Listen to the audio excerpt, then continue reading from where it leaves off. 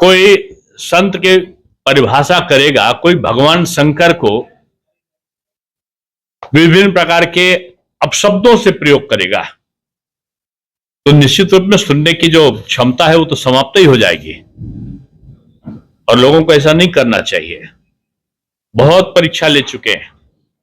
विकास कार्यों के बारे में लोगों को तुलना करनी चाहिए कि मैंने ये विकास किया तो उन्होंने ये विकास किया है।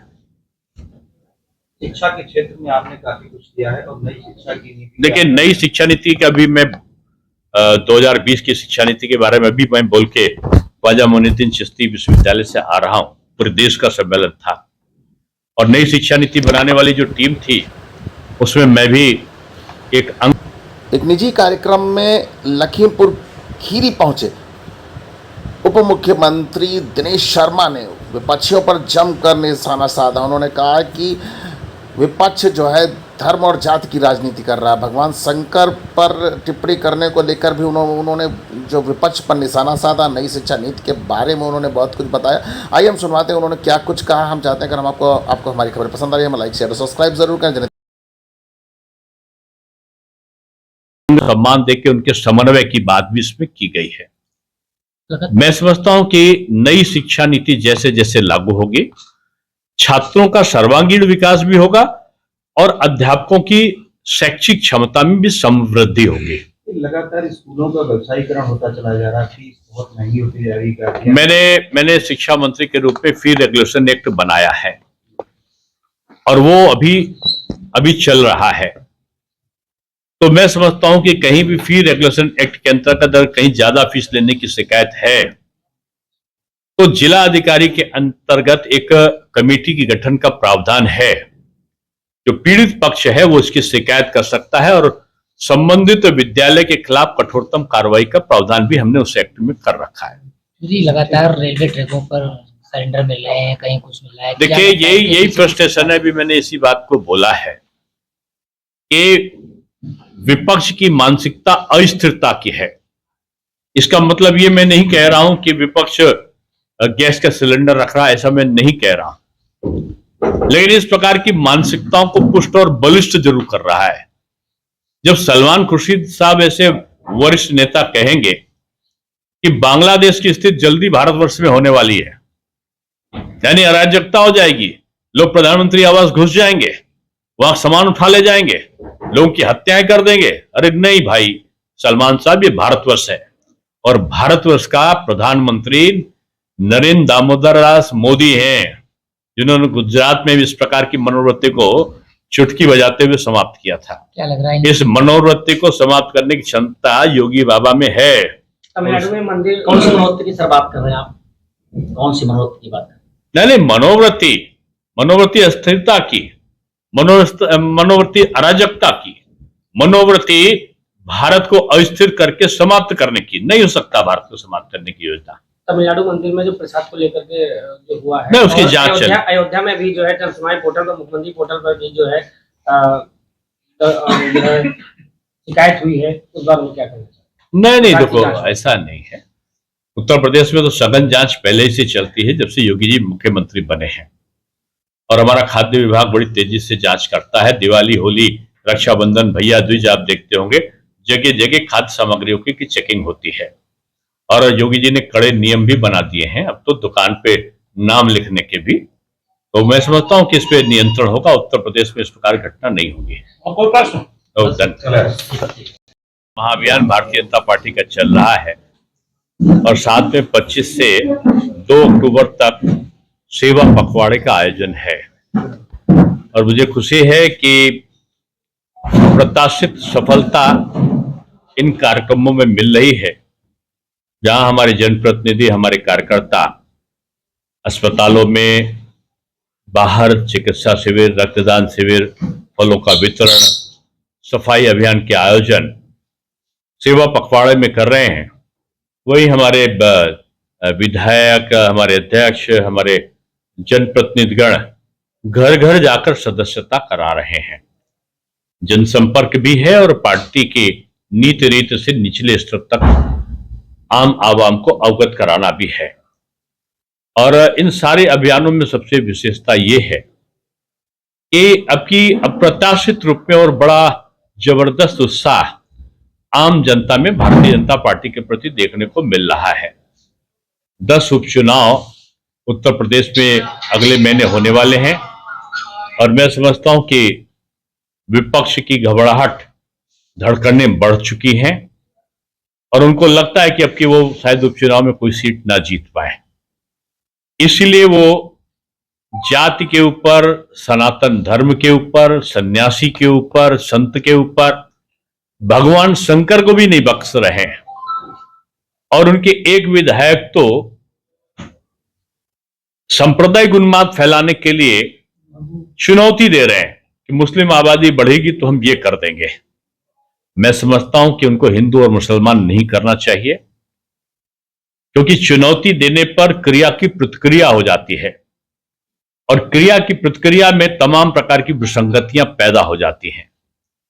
बीजेपी सबका साथ, सबका विकास, सबके लिए प्रयास और सबका विश्वास में आस्था रखती है और इस प्रकार के लोगों को मैं यही कहूंगा कि सनातन धर्म की और उसको मानने वालों की परीक्षा ना ले।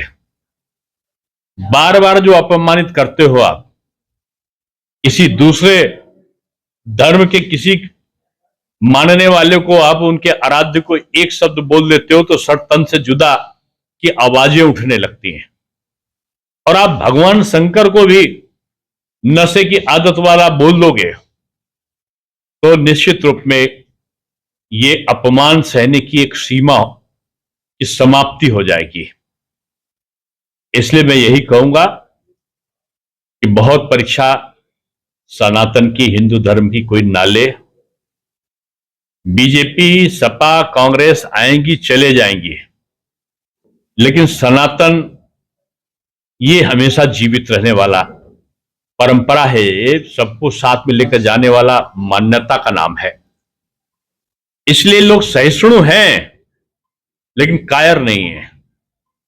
और मैं यही कहूंगा कि किसी को भी एक दूसरे के धर्म पर टिप्पणी करने का और धर्म गुरुओं पर टिप्पणी करने का अधिकार नहीं होना चाहिए और विपक्ष को इस प्रकार की बयानबाजी से बाज आना चाहिए। राष्ट्रीय अध्यक्ष कहना है कि बीजेपी के सुनने की क्षमता। आज लखीमपुर, सीतापुर और लखनऊ के कई कार्यक्रमों का आज नियोजन था। घर घर जाने का जो क्रम है, ये हर बूथ पर जा रहे हैं, वो एक बड़ा महत्वपूर्ण है। हमारा संपर्क भी, हमारी पार्टी, उसमें भी 2-3 जगह पर जाने का अवसर मिला है। और अभी जो लखीमपुर में टोली है सदस्यता अभियान के लिए, चिंता इस बात की है कि सपा, बसपा, माकपा, भाकपा, आप और जितने ये दल हैं, इनके दिल एक है, इनका मंतव्य एक है, इनके सिंबल अलग है।